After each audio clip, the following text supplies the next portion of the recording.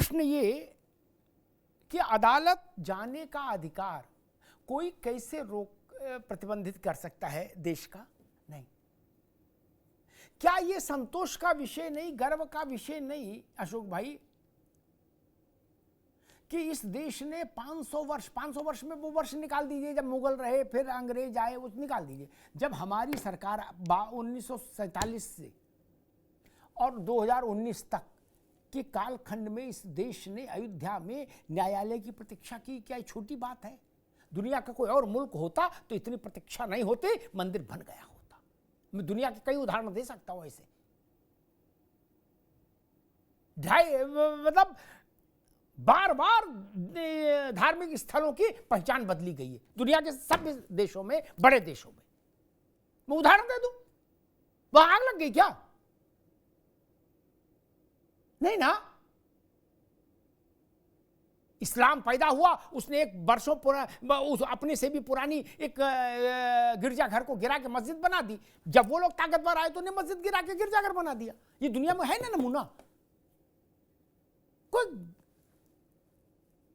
लेकिन ये भारत है जहां इसकी कोई प्रशंसा नहीं कर रहा कि इस बहुसंख्यक समाज ने धैर्य का परिचय दिया, कानून के साथ बंधना स्वीकार किया। मान लीजिए कानून के साथ बंधना नहीं स्वीकार करता तो दो रास्ते थे, एक भीड़ और दूसरा रास्ता जनमत भी होता है अशोक जी। जब 303 सीटें थी भारतीय जनता पार्टी के पास और एनडीए जोड़ के और ज्यादा,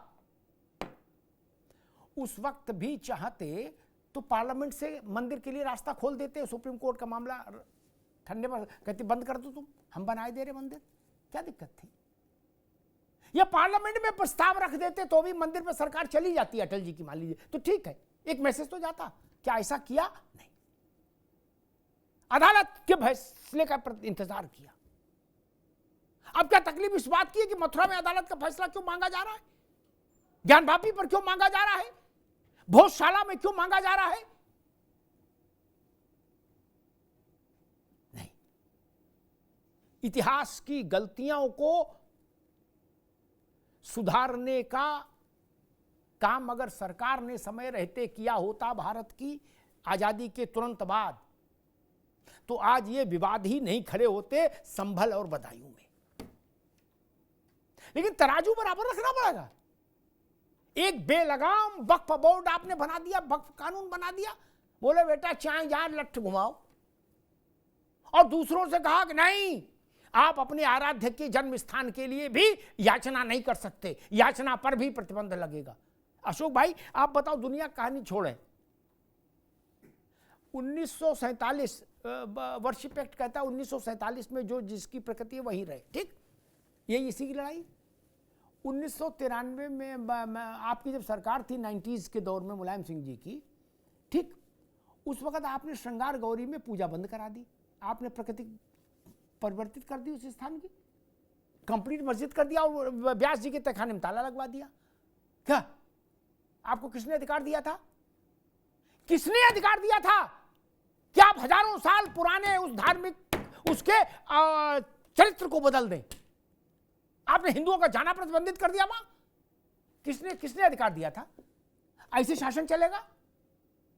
मुझे इस बात का उत्तर खोज रहा हूं मैं कि उत्तर प्रदेश के जनता के वोट से चुनी हुई सरकार ने ज्ञानवापी परिसर के प्रकृति को बलात् अधिनायकवादी रूप में परिवर्तित करने का दुस्साहस किया, जिस पर अभी फैसला आया है। व्यास जी का तहखाना खुला, वहां पूजा राग भोग अर्चन शुरू हुआ। तब पूजा स्थल विधेयक याद नहीं आया था कि 15 अगस्त में जो जहां जैसा था वैसे ही रहे, वहां भी। और अशोक भाई संभल की बात आज कही अखिलेश जी ने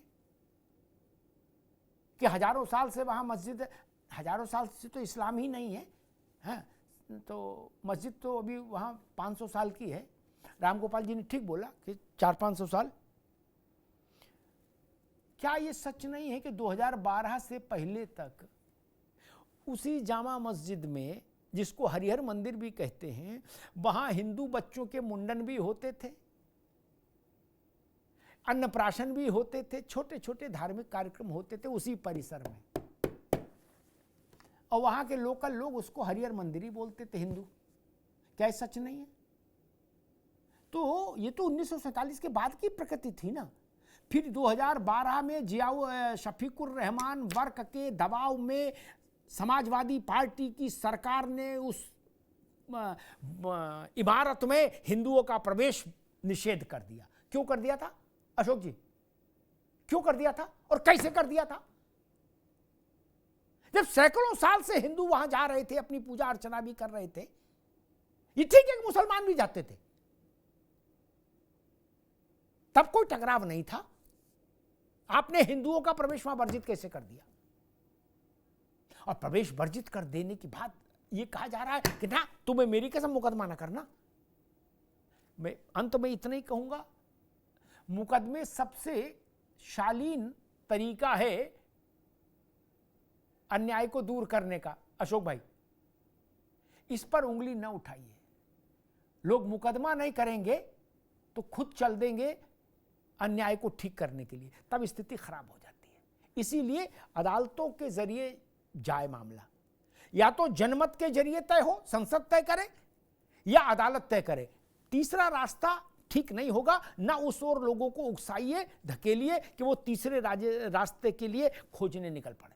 दो रास्ते अच्छे हैं, जनमत, ऐसी सरकार चुने जो जनता के मन को समझे, लोक मन को, या अदालत की देहरी पर जाएं, उसकी ड्योढ़ी पर माथा रखें और वहां का निर्णय आए तो वो शिरोधार्य हो, सपा को भी भाजपा को भी, उसमें फिर भेदभाव स्वीकार नहीं। धन्यवाद।